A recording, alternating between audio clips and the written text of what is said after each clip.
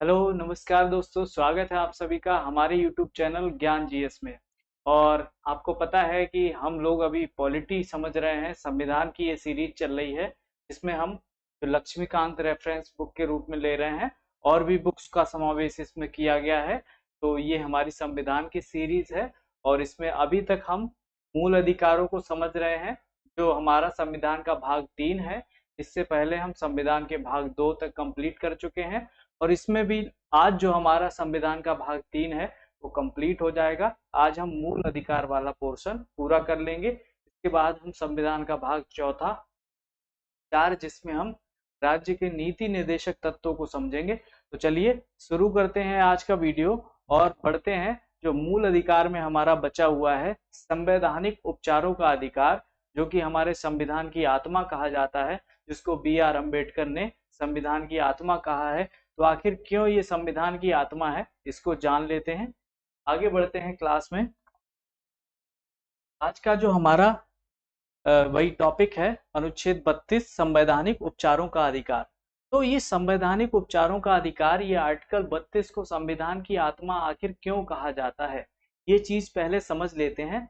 तो संविधान की आत्मा इसलिए कहा जाता है क्योंकि जो आर्टिकल 32 है, हमारे जो और अनुच्छेद हैं जो हमने अभी तक पढ़े हैं 29-30 तक, वो हमारे क्या करते हैं, हमें कौन कौन से हमारे मूल अधिकार होंगे इनके बारे में बताते हैं। उन सभी आर्टिकल में, उन सभी अनुच्छेद में केवल हमारे जो मूल अधिकार हैं उनके बारे में प्रावधान किए गए हैं। लेकिन ये अकेला ऐसा आर्टिकल है जो उन सभी आर्टिकल को कैसे लागू कराना है, उन सभी आर्टिकल को अगर उन अधिकारों का आपका हनन हो रहा है, आपका कोई मूल अधिकार किसी के द्वारा हनन किया जा रहा है, तो उसके लिए आप न्यायालय जा सकते हैं। उसके लिए क्या उपचार होंगे, अगर आपको कोई आपके मूल अधिकारों से वंचित करता है तो उसके लिए क्या उपचार होंगे, इसका प्रावधान ये कौन करता है, आर्टिकल आपका 32 करता है, 32। तो इसीलिए ये आत्मा कहा जाता है कि अगर ये आर्टिकल, एक अकेला आर्टिकल संविधान में नहीं होता तो जो मूल अधिकार हैं उनको इतना प्रभावी नहीं बनाया जा सकता था और वो मूल अधिकार जो व्यक्ति को मिले हैं वो इतने अच्छी तरह से लागू नहीं होते और उनका शायद लाभ भी नहीं होता संविधान में होने या ना होने से, क्योंकि उस पर किसी की जवाबदेही नहीं होती। इसके द्वारा क्या होता है कि जो न्यायालय है, जो हमारा उच्च न्यायालय है या सर्वोच्च न्यायालय है, उसके द्वारा अगर आपके मूल अधिकारों का जो हनन होता है तो उसके लिए कौन कौन सी रेटें जारी होती हैं और ये प्रावधान जो हमारा अनुच्छेद है ये क्या क्या प्रावधान करता है, इसके बारे में हमें इसमें समझना है। तो चलिए बहुत ही अच्छी तरीके से समझेंगे और अच्छी तरह से क्लास में आगे बढ़ेंगे, क्योंकि अभी तक जितने भी हमने आर्टिकल हैं उनको बहुत अच्छे ढंग से समझा है और आई होप आप इस सीरीज का पूरा लाभ उठा रहे होंगे। तो ये हमारा कौन सा, हमारा संवैधानिक उपचारों का अधिकार है और इसको आज हम पढ़ने वाले हैं। आगे बढ़ते हैं। आर्टिकल 32, संवैधानिक उपचारों का अधिकार। संवैधानिक उपचारों का अधिकार कैसे है, अभी हमने समझ लिया कि हमारे मूल अधिकारों का अगर हनन होता है तो उनके लिए क्या उपचार किया गया है संविधान में, इसीलिए इसको कहते हैं संवैधानिक उपचारों का अधिकार। उसके बाद तर्कहीन, अर्थहीन, शक्ति विहीन घोषणा से बचने हेतु, अगर कोई तर्कहीन या अर्थहीन या शक्ति विहीन घोषणा होती है उससे बचने हेतु ये अधिकार हमें दिए गए हैं। कोई ऐसी बात है या कोई ऐसा काम है जो तर्कहीन है, जो तर्क के आधार पर नहीं हो रहा है, तो उसके लिए आप न्यायालय जा सकते हैं, इसीलिए ये बचने के लिए है।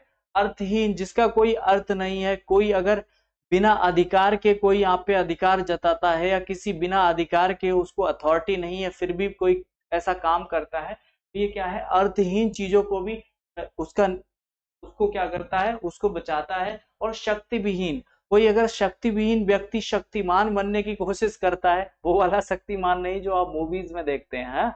शक्तिमान एक सीरियल आता था उसमें, वो शक्तिमान नहीं, ये शक्ति विहीन की बात कर रहे हैं, जिसमें आपके पास शक्तियां नहीं है फिर भी आप उन शक्तियों का क्या कर रहे हैं, प्रदर्शन कर रहे हैं ना होते हुए भी। तो ये घोषणा से बचने हेतु, ठीक है। तो ये सारी चीजें आप याद रखेंगे। उसके बाद मूल अधिकारों को वास्तविक बचाने हेतु, ठीक है, बनाने हेतु। मूल अधिकार जो है उनको वास्तविकता प्रदान करने हेतु। अभी तक क्या है कि मूल अधिकार जो भी हमने संविधान में लिख दिए वो केवल ऐसे हैं कि एक पत्र है, एक पत्र में कुछ चीजें, कुछ नियम कानून लिख दिए हैं, उनका कोई औचित्य नहीं है अगर हम आर्टिकल 32 को नहीं रखते संविधान में। ये संविधान में जो हमारे मूल अधिकार हैं उनको लागू कराने का जो काम करता है वो आर्टिकल 32 ही करता है। तो इसीलिए क्या है, मूल अधिकारों को वास्तविक बनाने हेतु, तो ये मूल अधिकारों को वास्तविक बनाता है। स्वयं मूल अधिकार, ठीक है, और ये अपने आप में भी एक मूल अधिकार है। एक तो ये आपका मूल अधिकार है, एक जैसे आपके जो पिछले मूल अधिकार हैं उनको लागू कराने का भी काम इसका है, और ये अपने आप में भी एक आपका मूल अधिकार है कि आप न्यायालय जा सकते हैं अगर आपके मूल अधिकार का हनन हो रहा है तो। ठीक, संसद उच्चतम और उच्च न्यायालय के अतिरिक्त दूसरे न्यायालयों को भी जारी करने का अधिकार दे सकती है। ये जो आपके अधिकार होते हैं, या यूं कहें, ये जो आर्टिकल 32 होता है जिसमें ये संवैधानिक उपचारों का अधिकार किया गया है, तो अभी तक इसमें क्या है, उच्चतम या उच्च न्यायालय ही आप जा सकते हैं अगर आपके किसी मूल अधिकार का हनन होता है।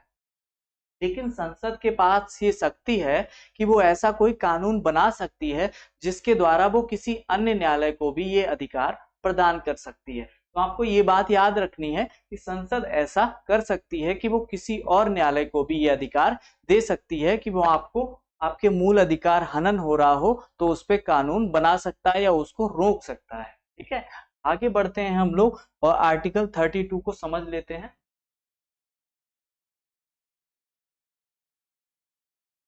सबसे पहले आर्टिकल 32 में जो सबसे ज्यादा चर्चित चीजें हैं वो है रिटें। ठीक है, इसमें रिटें जारी होती हैं, संवैधानिक उपचारों का अधिकार।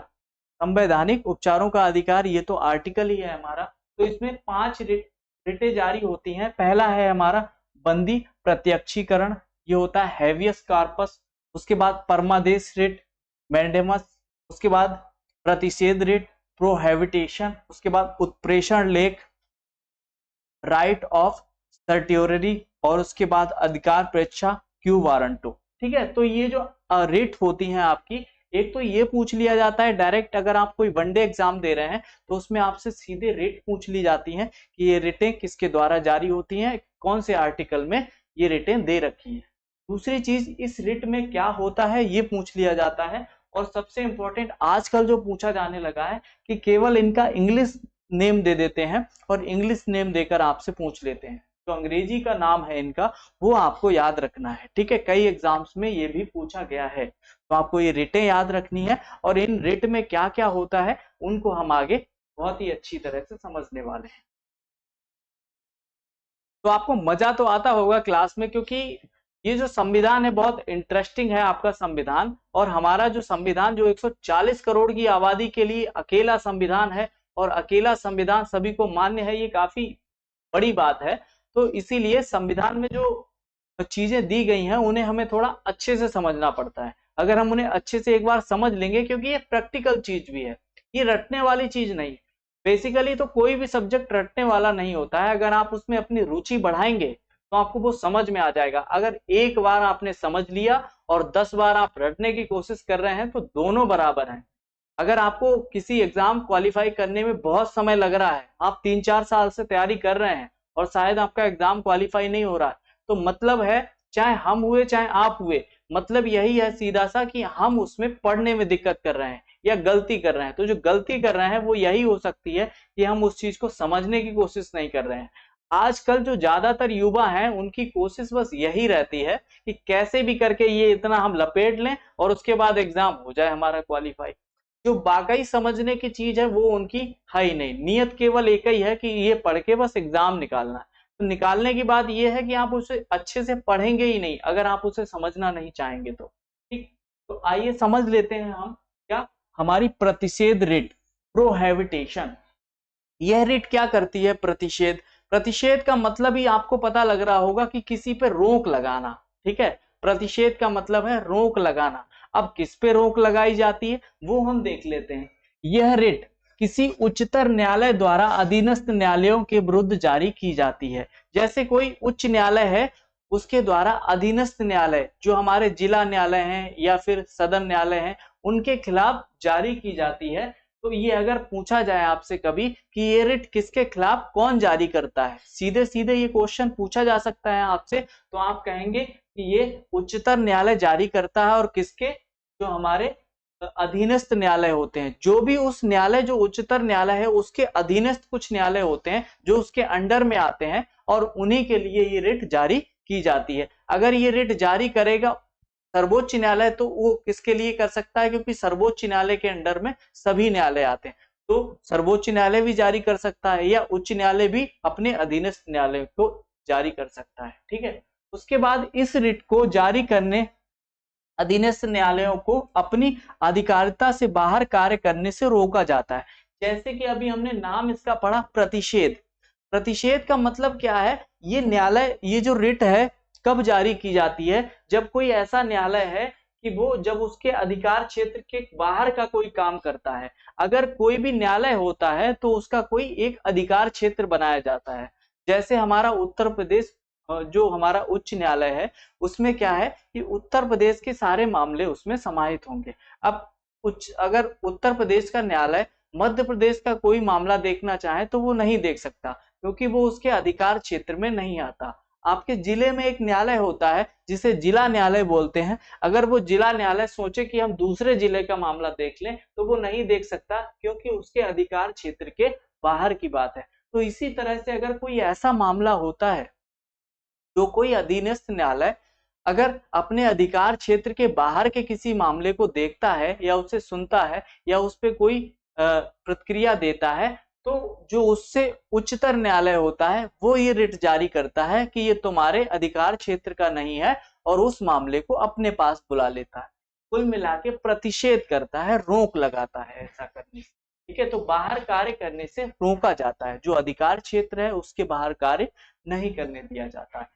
अगला जो पॉइंट है, इस रिट के द्वारा अधीनस्थ न्यायालय को किसी मामले में तुरंत कार्यवाही करने तथा की गई कार्यवाही की सूचना उपलब्ध कराने का आदेश दिया जाता है।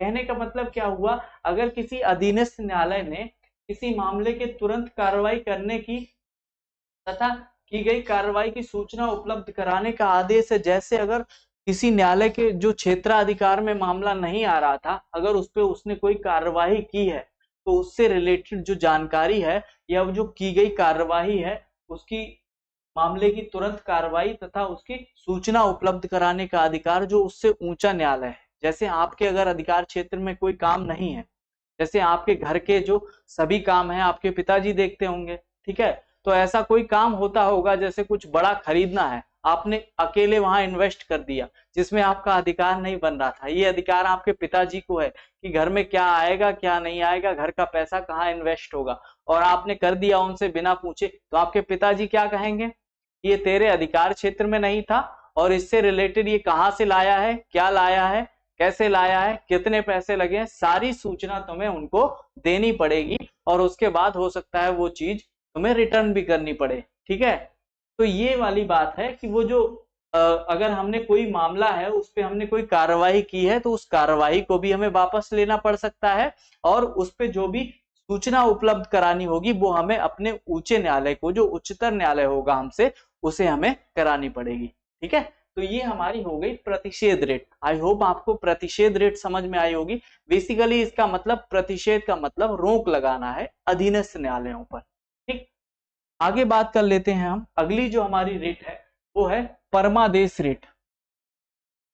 परमादेश रेट इसका मतलब है मैंडेमस। ठीक है, मैंडेमस इसको याद रखेंगे। परमादेश, परमादेश का मतलब जैसे हम इसके नाम से समझ पा रहे होंगे, परम आदेश। ठीक है, हम आदेश देते हैं, ठीक है, किसी का परम आदेश। ठीक है, जैसे कोई आपको आदेश दे तो वो आदेश वाली चीज क्या होती है, यह रिट न्यायालय द्वारा उस समय जारी की जाती है जब कोई लोक अधिकारी अपने कर्तव्यों के निर्वहन से इनकार करे और जिसके लिए कोई अन्य विधिक उपचार, कोई कानूनी रास्ता ना हो। कहने का मतलब क्या हुआ, अगर कोई ऐसा अधिकारी है, कोई लोक अधिकारी ऐसा है जिसका जो कर्तव्य है वो उसका निर्वहन अच्छे से नहीं कर रहा है।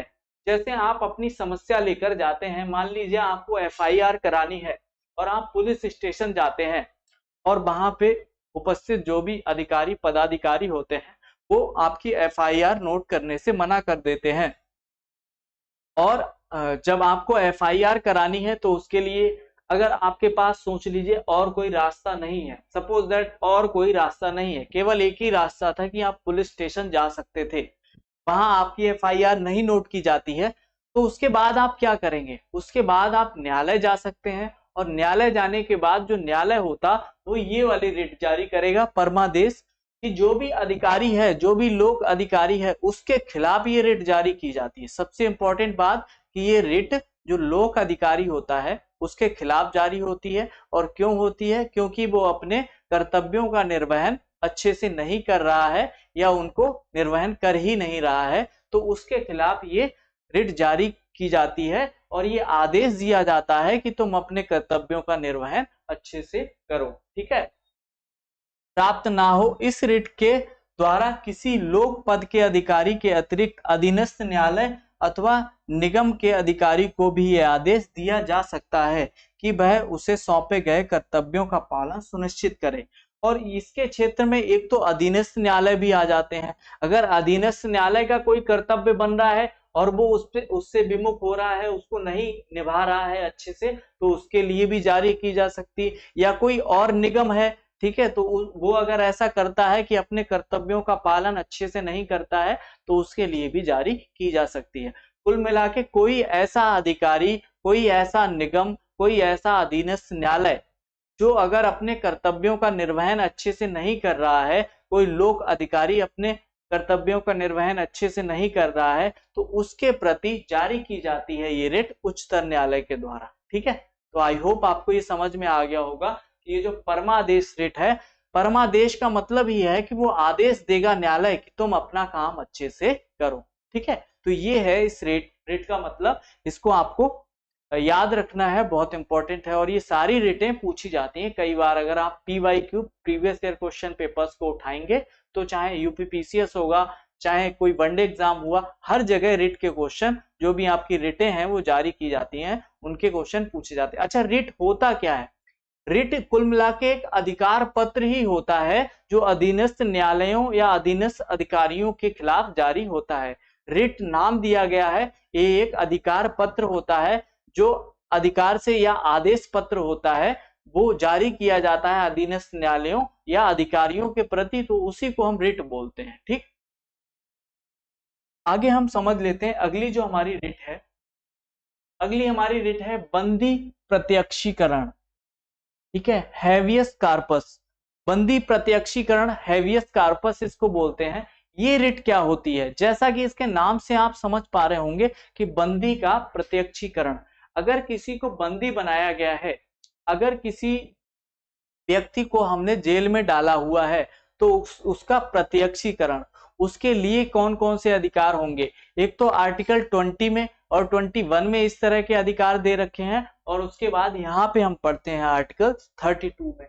इसमें क्या कहा गया है? यह रिट उस अधिकारी के विरुद्ध दायर किया जाता है जो किसी व्यक्ति को बंदी बनाकर रखता है। इस रिट को जारी करके कैद करने वाले अधिकारी को यह निर्देश दिया जाता है कि वह गिरफ्तार व्यक्ति को न्यायालय में पेश करे। जैसे कि आपने पढ़ा था आर्टिकल 22 में, वो 21 में, कि कोई भी व्यक्ति है उसको 24 घंटे के अंदर हमें अधीनस्थ न्यायालय में पेश करना होता है या पास के न्यायालय में पेश करना होता है, जो भी हमारा पास में होता है। तो उसी तरह की ये रिट है कि इसमें अगर किसी अधिकारी ने किसी व्यक्ति को बंदी बनाया हुआ है तो उसे क्या करना होगा? उसे उस व्यक्ति को न्यायालय में पेश करना होगा। ठीक है, तो न्यायालय में पेश करने के लिए ये बंदी का, जो भी बंदी व्यक्ति है उसका प्रत्यक्षीकरण कहाँ होगा? न्यायालय में। तो उसके खिलाफ ये रिट जारी की जाती है। उसके बाद इस रिट का उद्देश्य मूल अधिकार में दिए गए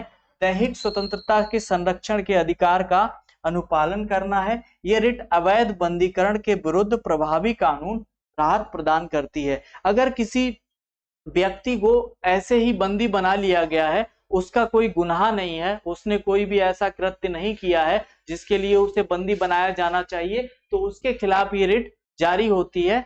उसको इससे संरक्षण प्रदान किया जाता है। उसका जो मूल अधिकार है, जो प्राण और दैहिक स्वतंत्रता है, उस मूल अधिकार का संरक्षण किया जाता है ये रिट जारी करके।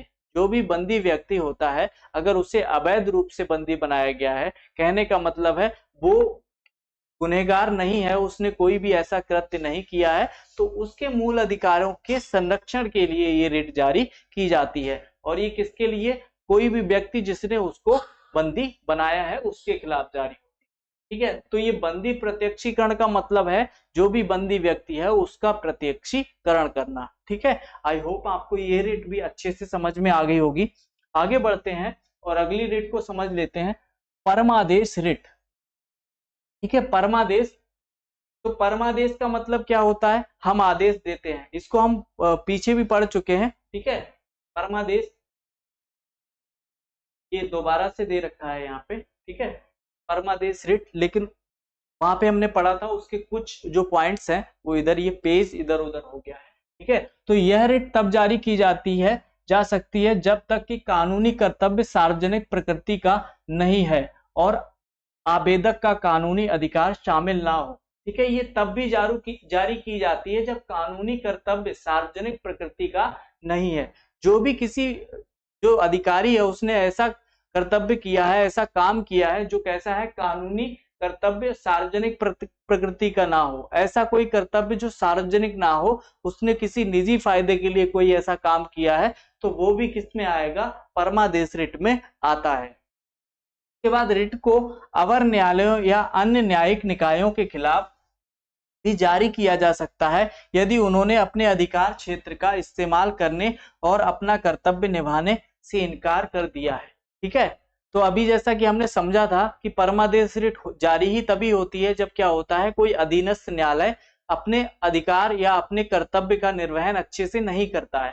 तो वही बात है, अगर कोई ऐसा इनकार कर देता है कि ये काम हम नहीं करेंगे, कोई अधिकारी है, आप उसके पास जाते हैं, जिसका उस अधिकारी का जो काम है अगर आप उससे कराते हैं कि मान लीजिए आपको किसी का जन्म प्रमाण पत्र बनवाना है और आप किसी अधिकारी के पास जाते हैं जो ये काम करता है और वो मना कर देता है, नहीं मैं नहीं बनाऊंगा, मैं इस बच्चे का जन्म प्रमाण पत्र बना के नहीं दूंगा, तो वो क्या है, अपने जो काम है उसका उसके निर्वहन से इनकार कर रहा है, इसीलिए आप न्यायालय जा सकते हैं और उसके खिलाफ ये रिट जारी की जा सकती है।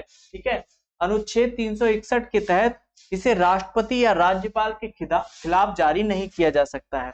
ये जो रिट है इसमें ये अपवाद है कि इसको अनुच्छेद जो 361 है इसमें ये प्रावधान किया गया है कि ये जो रिट है, अगर राष्ट्रपति या राज्यपाल ऐसा कोई काम करते हैं, वो किसी काम को करने से मना करते हैं, तो उनके खिलाफ ये केवल रिट जारी नहीं की जा सकती है। बाकी सभी जो भी कानूनी दायरे में आते हैं, जो भी कानूनी पदों पर बैठे हुए अधिकारी या फिर उच्च अधिकारी हैं या अधीनस्थ न्यायालय हैं, और सभी के लिए जारी हो सकती है। केवल राष्ट्रपति और राज्यपाल के लिए इससे राहत प्रदान की गई है, उनके खिलाफ ये परमादेश रिट जारी नहीं की जा सकती है। ठीक है, तो एक तो परमादेश रिट में भी हमने पिछले में जो पढ़ा था, अभी जो लास्ट पढ़ा था उसमें भी यही था कि हमें परमादेश जारी कब करना पड़ता है, जब कोई अपने कर्तव्यों का निर्वहन अच्छे से नहीं कर रहा हो। ठीक है, तो आई होप आपको ये वाले पॉइंट भी समझ में आ गए होंगे अच्छे से। आगे बढ़ते हैं, आगे अगला जो हमारा अनुच्छेद है, अनुच्छेद 33, सशस्त्र बल एवं मूल अधिकार। ठीक है, सशस्त्र बल एवं मूल अधिकार, ये अनुच्छेद 32 में सशस्त्र बल एवं मूल अधिकार दे रखे हैं। इसका मतलब क्या हुआ, जैसे आर्टिकल 32 को हमें समझ लिया कि उसमें जो भी हमारे अधिकार दे रखे हैं, जो भी हमारी रिट दे रखी है, वो सारी रेट हमने समझ ली। उसके बाद हमारा जो अनुच्छेद 33 आता है, इसमें ये कहा गया है कि जैसे भारत के किसी नागरिक को, जैसे अन्य नागरिकों को जो मूल अधिकार प्राप्त है, उस तरह से हमारे जो सशस्त्र बल के जो व्यक्ति होते हैं, जो सेवाओं में कार्यरत व्यक्ति हैं, उनको उस तरह से मूल अधिकार प्राप्त नहीं होते हैं। उनके मूल अधिकारों पर कुछ प्रतिबंध लगे होते हैं और उनका प्रावधान आर्टिकल 33 में किया गया है, अनुच्छेद 33 में किया गया है। जैसे हम सभी को वाक एवं अभिव्यक्ति की स्वतंत्रता है, हम सभी को अपने विचार हर जगह व्यक्त करने की स्वतंत्रता है, लेकिन जो सेना में अधिकारी हैं, पदाधिकारी हैं, उनको ऐसा अधिकार नहीं होता है। वो अपने उच्च अधिकारी के प्रति कुछ भी ऐसा वक्तव्य नहीं दे सकते हैं, अपने उच्च अधिकारी की बात उन्हें माननी ही होती है, जो ऑर्डर्स होते हैं वो उन्हें एकदम से स्ट्रिक्टली फॉलो करने ही होते हैं, चाहे वो कुछ भी उनको आदेश दिया जाए। ठीक है, उसमें ये नहीं होता है कि आपके मूल अधिकार हैं, आप ये ऐसा नहीं करेंगे वैसा नहीं करेंगे। अगर उसमें आपको पनिशमेंट दिया जाता है तो वो भी आपको सहना पड़ता है। तो जो सेनाओं में उनके अधिकार हैं वो अलग तरह से होते हैं और उन पे किसी की जोर जबरदस्ती नहीं होती है। और आपके जो मूल अधिकार हैं उनका भी कुछ थोड़ा बहुत अगर उसमें उन पे प्रतिबंध लगता है तो उसमें भी वो अलग उनके अधिकार होते हैं। तो ये जो सशस्त्र बल होते हैं उनके अधिकारों का जो जिक्र है वो हमने आर्टिकल 33 में किया हुआ है हमारे संविधान में। तो हमारे आर्टिकल 33 में क्या है, जो सशस्त्र बल होंगे, जो सेनाएं होंगी हमारी, उनमें जो व्यक्तियों के, उनमें जो कार्यरत सैनिक होंगे उनके मूल अधिकारों का जिक्र है और किस प्रकार उन पे कुछ प्रतिबंध लगते हैं उनका जिक्र भी इसमें किया गया है। उसी तरह से अनुच्छेद जो हमारा 34 है इसमें मार्शल लॉ एवं मूल अधिकार। तो मार्शल लॉ का प्रावधान अनुच्छेद 34 में किया गया है। अनुच्छेद 34 में यह बताया गया है कि जब भी हमारी नॉर्मल स्थितियां होती हैं, जो हमारी सामान्य स्थितियां होती हैं, मार्शल लॉ पहली बात तो क्या होती है, मार्शल लॉ का मतलब क्या है, कहीं पे अगर कानून व्यवस्था बिगड़ जाती है तो उसके बाद एक लॉ है, एक कानून है जो वहां लागू कर दिया जाता है, मार्शल लॉ। ये मार्शल लॉ का मतलब क्या है, यहाँ पे अब सैनिक शासन हो जाता है। उस जितनी भी जगह है जहां पे कानून व्यवस्था बिगड़ी है वहां पे सशस्त्र बल आ जाते हैं और वहां पे वो अपना वहां पे कब्जा कर लेते हैं और किसी भी व्यक्ति को वैसे जो मूल अधिकार होते हैं वो नहीं रह जाते हैं। कभी कभी ऐसा होता है कि घर से निकलने पे भी पाबंदी लग जाती है और कुछ अलग मतलब कुछ विशेष स्थितियों में ही घर से बाहर जाने देते हैं या कोई समय निर्धारित कर दिया जाता है, उस निर्धारित समय में ही घर से बाहर आप जा सकते हैं। तो मार्शल लॉ ये होता है कि जब कानून व्यवस्था बिगड़ जाती है, जब वहां पे सशस्त्र जो सेना बल होता है वो अपने अधिकार में उस क्षेत्र को ले लेता है, तो वो कंडीशन मार्शल लॉ की कहलाती है। और उसके बारे में जो प्रावधान है वो 34 में दे रखे हैं कि उस मार्शल लॉ में आपके जो मूल अधिकार हैं उन पे प्रतिबंध लगाया जा सकता है। तो उसका प्रावधान अनुच्छेद 34 में किया गया है। ठीक है, हमको ये भी याद रखना है, आर्टिकल 32 को हमने अच्छे से समझा और आर्टिकल 34 जो है इसको भी हमें याद रखना है। उसके बाद मूल अधिकारों की आलोचना। ठीक है, मूल अधिकारों की जो आलोचना है वो भी की गई है कि मूल अधिकार कुछ लोग कहते हैं कि मूल अधिकार इतने जटिल हैं कि उनको अगर कोई जो सामान्य व्यक्ति है वो समझना चाहे तो नहीं समझ सकता है, उनसे उसके लिए उसे क्या करना पड़ता है, किसी वकील की सहायता लेनी पड़ती है। तो गरीब जो व्यक्ति है, जो निर्धन व्यक्ति है, वो उनका लाभ नहीं ले सकता है, उसके मूल अधिकारों का हनन होता है तो उसे पता नहीं लगता है, ये भी कहा गया है। और कई सारे आलोचक, क्योंकि कोई भी चीज होती है तो उसके बहुत सारे आलोचक भी होते हैं और उसकी जो तारीफ करने वाले होते हैं वो भी बहुत सारे लोग होते हैं। तो उसी तरह से मूल अधिकारों की कुछ लोगों ने आलोचना की है, लेकिन वास्तविकता यही है कि ये हमारे संविधान का मैग्ना कार्टा कहा जाता है। और मूल अधिकार अगर हमारे संविधान में नहीं होते, तो अगर किसी भी संविधान में इस तरह के मूल अधिकार अगर नहीं है तो वो लोकतांत्रिक नहीं कहलाएगा। वो देश जहाँ पे लोगों का तंत्र है, जहाँ पे लोग अपनी मर्जी के मालिक हैं, तो लोकतंत्र का मतलब फिर नहीं रह जाएगा। तो मूल अधिकार हमारे संविधान में बहुत ज्यादा इंपॉर्टेंट है और उसी से हमारा जो लोकतंत्र है, जो धर्मनिरपेक्षता है, जो हमारे जो प्रस्तावना में जो शब्द दिए गए हैं, समाजवाद है, उन सभी को मिला के जो भी चीजें हैं प्रस्तावना में, उनको मूल अधिकार अपने अंदर समेटे हुए हैं। ठीक है, उनको लागू कराने का, उन अधिकारों को जारी कराने का जो काम है वो मूल अधिकार करते हैं। तो इसीलिए मूल अधिकार हमारे बहुत इंपॉर्टेंट है। उसके बाद मूल अधिकार का महत्व।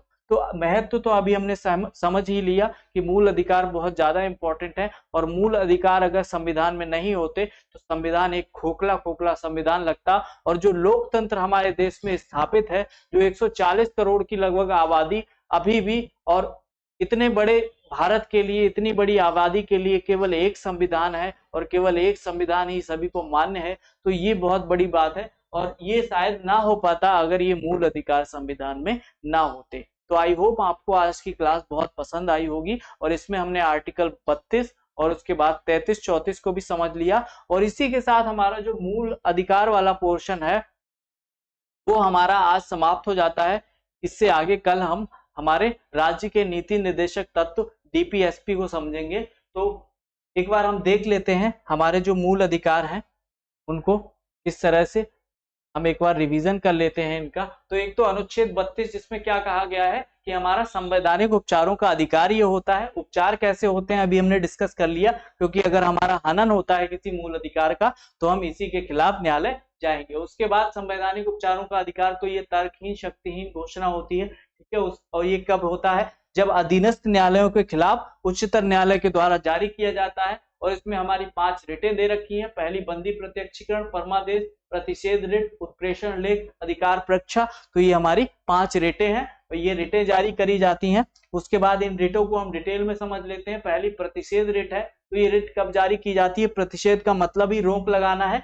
कोई अगर अधीनस्थ न्यायालय है जिसने ऐसा कोई काम किया है जो उसको नहीं करना चाहिए था, उसके अधिकार क्षेत्र में नहीं होना चाहिए था, तो वो उस पे क्या, जो उच्चतर न्यायालय है वो रोक लगा देता है। उसके बाद परमादेश, परमादेश रिट कब जारी होती है? जब कोई आदेश देता है। आदेश का मतलब क्या है कि हमने अगर आदेश दिया है कि नीचे का जो निम्न अधिकारी है या कोई ऐसा अधिकारी है जो अपने कार्य का निर्वहन सही नहीं कर रहा है, सही ढंग से नहीं कर रहा है अपने कर्तव्यों का पालन, तो ये वाली रिट जारी होती है। उसके बाद बंदी प्रत्यक्षीकरण। बंदी प्रत्यक्षीकरण का मतलब कि अगर बंदी का जो प्रत्यक्षीकरण है वो करना है हमें, जैसे 24 घंटे के अंदर हमें किसी व्यक्ति को क्या करना होता है, न्यायालय में प्रस्तुत करना होता है, तो बंदी प्रत्यक्षीकरण की रिट होती है। उसके बाद जो अगला हमारा रिट है वो परमादेश, और उसमें जो प्रावधान किए गए हैं कि यह रिट तब जारी होती है जब क्या होता है, अधीनस्थ न्यायालय अपना काम अच्छे से नहीं करते हैं, या फिर ये जो रिटें होती हैं वो राष्ट्रपति और राज्यपाल के खिलाफ जारी नहीं होती हैं कि उन्होंने अगर कोई ऐसा काम किया है जो उन्हें नहीं करना चाहिए था, उनके खिलाफ ये रिट जारी नहीं होगी, ठीक है। उनके कर्तव्यों का जो निर्वहन है वो रिट के खिलाफ नहीं होगा। उसके बाद अनुच्छेद 33 और 34 हमने समझ लिया। तो ये जो इंपॉर्टेंट रिट्स थी जो हमारे संविधान में है उनको हमने समझ लिया। और नेक्स्ट वीडियो में हम समझेंगे, एक हमारी रिट बची है उत्प्रेषण की, उसको समझ लेंगे क्योंकि वीडियो लंबा हो जाएगा। उसके बाद हम उत्प्रेषण की जो रिट है उसको समझ लेंगे, और उसके आगे हम जो हमारा राज्य के नीति निर्देशक तत्व हैं उनको अच्छे से समझेंगे। तो आज की वीडियो में इतना ही, मिलते हैं नेक्स्ट वीडियो में। नमस्कार।